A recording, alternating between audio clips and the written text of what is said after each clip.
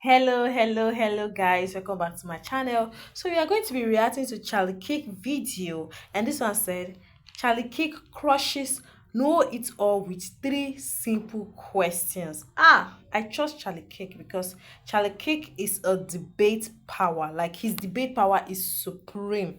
When I mean supreme, he it carries power. Like his stance, his intelligence. Is top notch. Let's check it out and see how he crushes this know it all. Let's check it out. No, I'm not making. I'm asking a question, dude. Like, where do we get it from? Yeah. So then, how about this? How and where should we dispose of the incredibly acidic, sometimes radioactive batteries that electric vehicles use? Where should we dispose of them? But that argument, you see, it's a straw man because you're just. Answer the question. No, I am answering question. I am answering. So how much of the global temperature rising is because of human activity? No. What percentage?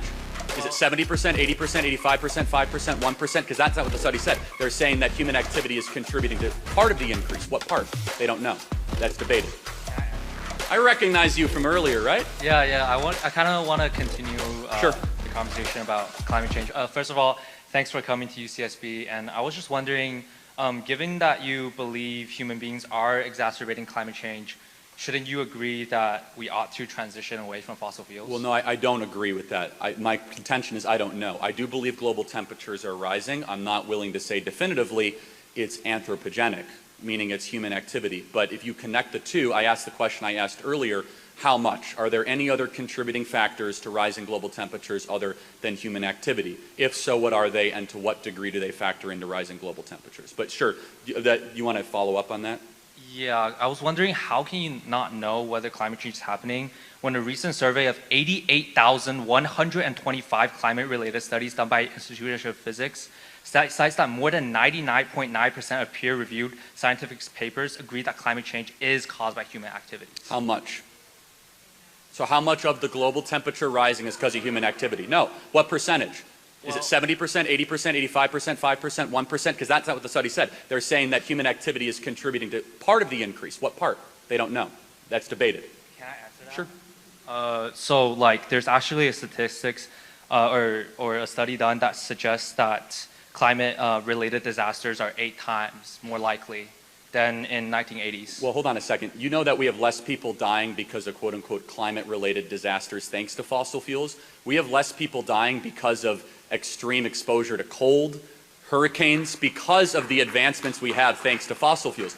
You know, this idea, it's very interesting in modern society. We take for granted the idea of having widespread shelter, heating, or air conditioning in extreme climates thanks to hydrocarbons, we take for granted. That used to be a leading cause of death of human beings up until 1850s. Now, if I posit your contention, climate-related catastrophes, even though, according to peer-reviewed studies, that climate-related catastrophe death is actually at all-time low, the question is then for you, which is, what would you get rid of, when, and what would the cost of that be? That is the question, so please answer that. Well, I was just wondering, like, you know, you didn't really answer my question, but I was, obviously I can't give you like exact percentage of numbers, but I do think that we ought to transition away from fossil fuel, right? Like, I'm not against growth or development. I obviously agree with you that, you know, the Industrial Revolution, like economic growth is good. It's lifting people out of poverty. That's obviously good, right? But in developed countries today, where we have the ability to not damage our economy, but also benefit the environment, shouldn't we do that? Okay, so give me an example. What specifically would you ban? You're king for a day. What would you ban? Would you ban liquid natural gas? Would you ban nuclear? Would you ban fracking? Would you ban, what kind of hydrocarbons would you ban? Give me the examples, and you're king for a day. What would you do? Well, see, I wouldn't like straight up ban something, right? And so I'm not advocating for like, you know, just like fossil fuels, we end fossil fuels like immediately. That's right? a mature answer. Good for you. No, I mean that. That's because the radicals don't always say that. Please continue. Right. So I'll argue for like market-based solutions, a transition away, like for example, I think in 2020, like the government funded $5.9 trillion to fossil fuel companies. I would say that instead of investing this money, $5.9 trillion to fossil fuel companies, that doesn't sound right. But you might be in tax credits, maybe, or tax breaks. That doesn't sound right. subsidies. No, that's 5.9 billion, probably not trillion. There's no way. It's trillion. Yeah, well, It's- the federal budget was 3.8 trillion, so there's no way we spent more than our federal budget. no, no. But I'm going to help you out. It's probably billion. Did you say No, did you say trillion or billion? It's trillions done by the International Monetary Fund, and probably is not. It's not possible. I mean, I'm sorry Well, to. I'm not saying just in the United States, Oh, okay, worldwide. All right, then that might be conceivable. Sure. right? So I mean, yeah, but anyways, so I would say instead of subsidizing these fossil fuels companies, I would say that take these subsidies to renewables and other forms of cleaner energy that would be beneficial to the environment got it. while still pertaining economic Fair enough. growth. Last question. So, where do we get the cobalt to make the batteries, and what do we do with them? No, I'm asking. Where do you recommend we get the cobalt to make the batteries? Wait, can I answer? So like your argument is about this mining argument, right? Like No, I'm not making. I'm asking a question, dude. Like, where do we get it from? Yeah. So then, how about this? How and where should we dispose of the incredibly acidic, sometimes radioactive batteries that electric vehicles use? Where should we dispose of them? but that argument, you see, it's a straw man because you're just Answer the question. No, I am answering question. I am answering. I am literally answering your questions, right? So you're arguing about this renewable energies and their batteries and how they cause environmental harm, right? I've asked a question. I'm not making an argument. What should we do with the batteries once we But use I'm them? saying that's a straw man because you can't Straw man question. That's a first. I've never been accused of a straw man question. Because you have an underlying premise in your question that renewable energies exist in a vacuum, but you can't do that. That's not comparative analysis. You have to compare renewables with fossil fuels, with fracking and stuff. All right, pal. How about this? How about this? You can't answer the question because deep down you know that cobalt-powered batteries are worse for the environment than liquid and natural gas and nuclear power.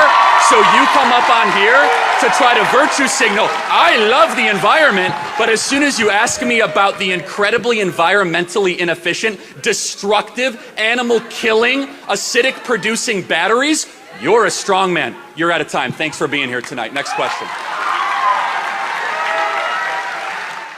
Wow, wow, wow, guys. Just like what I said before, I said Charlie Kirk debate power is supreme. But guys, it seems that most people who challenge Mr. Kirk do so to challenge his stand. Yes, because he will be challenged just as much if he took the opposing opinion. But just wonder all these undeveloped young minds attempting to be self-aggrandized. They cannot just back up any of the accusation of global warming, which is so sad. But guys, to me, I would think that climate change is part of the normal progression of the earth. Yeah, because it's been happening for 4.5 billion years. In short, for more than how many years? It's not going to change. It has very little to do with man's presence here. Very, very little. But guys, spitting out knowing it or yet cannot logically debate a topic without labeling the opposite party. It's so disgusting. Sometimes I wonder what all those young boys and girls go to school to do. What did they actually go there to do? Are they actually being taught? Like, do they make research on what they are debating or what they are being taught? Did they really sit down to learn? Did they really go to school to learn? Because just this simple question, he cannot even back it up. But anyways, guys, despite scientists says Earth is low, and because I'm just trying to ask this question because it's somehow like confusing. I would like someone to answer me in the comment section. Like I would say, despite or anyone, despite scientists says Earth is slowly moving further away from sun. Has anyone ever done real research on the sun's energy and the impact on Earth's rising temperature? Has anyone ever done a research, or have you ever heard someone done a research on the sun's energy, like sun? sun energy and the impact on Earth's rising temperature?